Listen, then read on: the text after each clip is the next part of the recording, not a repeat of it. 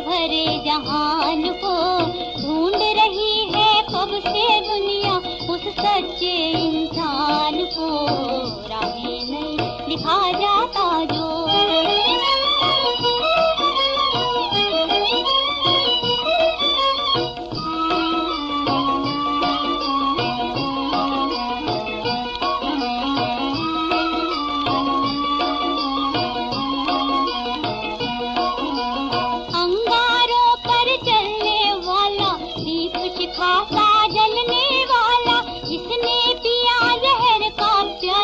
पर बांटा जग को जियाला, पर बांटा जग को जियाला। आस नहीं आने दी जिसने संकट में भी आन को ढूंढ रही है कब से दुनिया उस सच्चे इंसान को। राहें नहीं दिखा जाता जो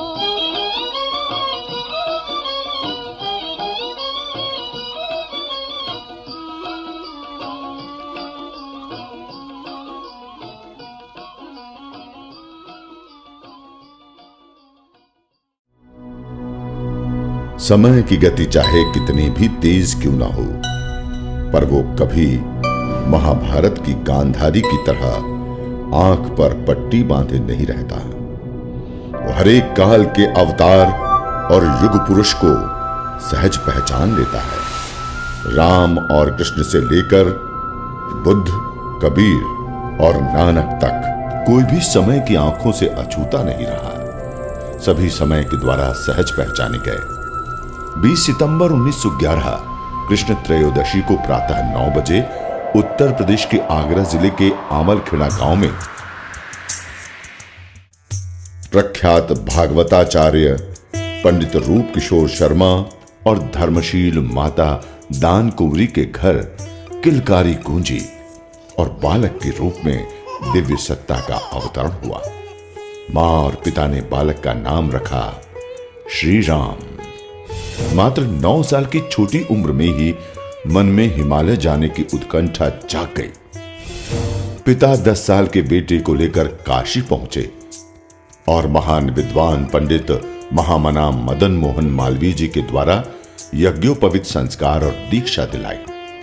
मालवीय जी ने दीक्षा प्रक्रिया के दौरान बालक श्री राम से कहा, जन्म से नहीं कर्म से ब्राह्मण बनो। बालक श्री राम ने मालवीय जी के कथन को अपना जीवन सूत्र बना लिया।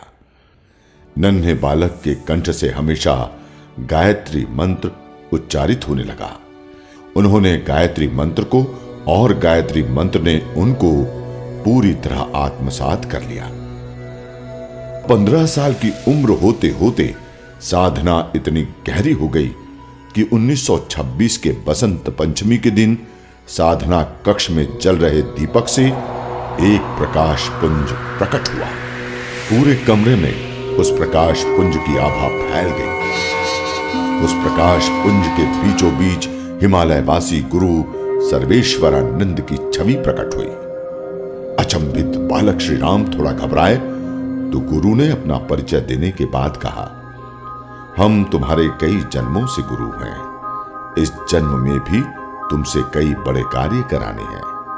इसी उद्देश्य के लिए हम आए हैं। गुरु ने बालक श्री राम को उनके पिछले कई जन्मों की झलक दिखाई।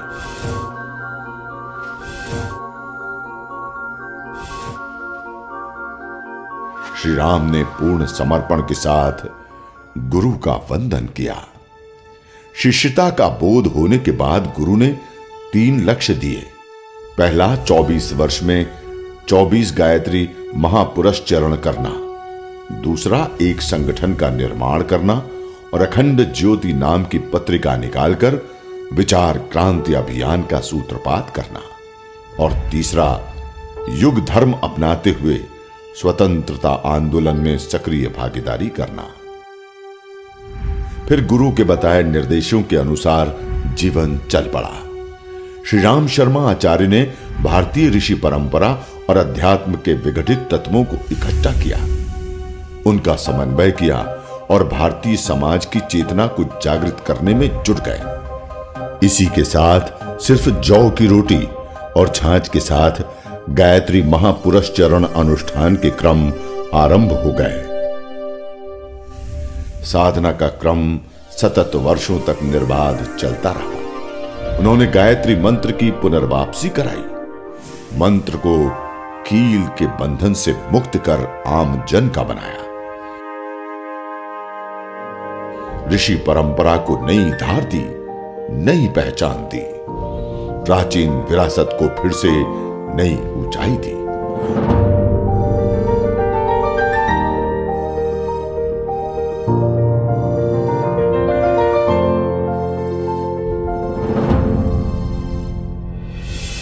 उन्हें भारतीय संत परंपरा के गौरव को अनन्य उपलब्धि से सुशोभित किया। विश्व पटल पर भारतीय अध्यात्म परंपरा की स्वर्णिम रोशनी बिखेरी। अब युवा श्री राम आचार्य हो चुके थे। उन्होंने मंत्रों से उन रहस्यों की साधना प्रारंभ की जो कबीर ने अपने निर्गुण और महात्मा बुद्ध ने विपश्यना के जरिए की थी। उन्होंने अध्यात्म, मानव संस्कार और यज्ञ परंपरा को पूरी शुद्धता के साथ गूंथकर मंत्रों को नई सृष्टि दी। मानव मात्र को यज्ञोपवीत का अधिकार दिया।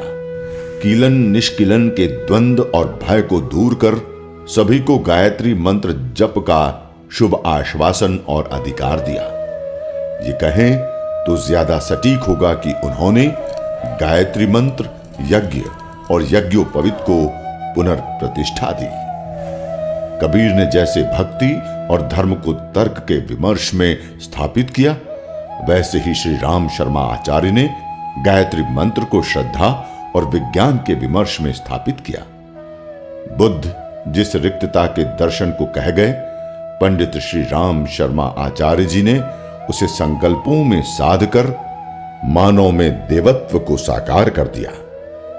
उन्होंने गायत्री मंत्र की सिर्फ साधना ही नहीं की, उसे जिया भी।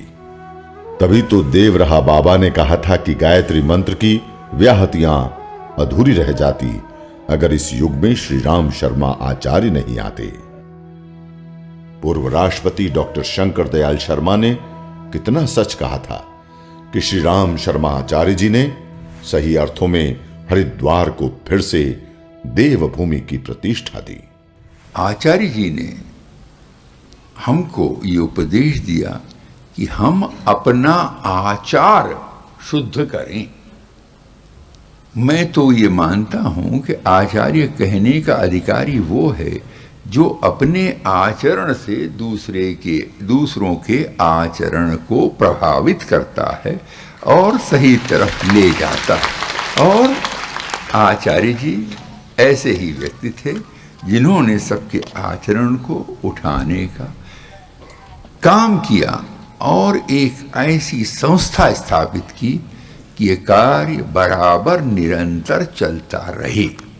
हमें इसको करना है। आध्यात्मिक शिखर के बीच युग धर्म का बोध लिए युवा श्री राम देश के स्वतंत्रता आंदोलन में कूद पड़े। नमक आंदोलन के दौरान सक्रिय भागीदारी निभाई और देखते ही देखते अंग्रेजी सरकार के निशाने पर आ गए। विरोध प्रदर्शन के दौरान सैकड़ों लाठियां खाई और आसनसोल की जेल में डाल दिए गए। साथियों ने श्री राम के देश प्रेम, जुनून और साहस को देखकर नाम रखा श्री राम मत। जेल से रिहा होने के बाद आगरा से निकलने वाले दैनिक समाचार पत्र सैनिक के जरिए युवाओं को क्रांति के लिए प्रेरित करने लगे। सैकड़ों युवा इन आलेखों को पढ़कर स्वतंत्रता आंदोलन में कूद पड़े। युग धर्म का बोध क्या होता है, गुरुदेव के जीवन को देखकर सहज समझा जा सकता है। मंत्र साधना के दौरान गुरुदेव ने पहली पुस्तक लिखी, मैं क्या हूं। इस प्रश्न और उत्तर ने सोई हुई मानव चेतना को झकझोर कर रख दिया। हजारों लाखों प्रबुद्ध इस एक आवाज पर निकल पड़े और खुद को विचार क्रांति अभियान में सौंप दिया।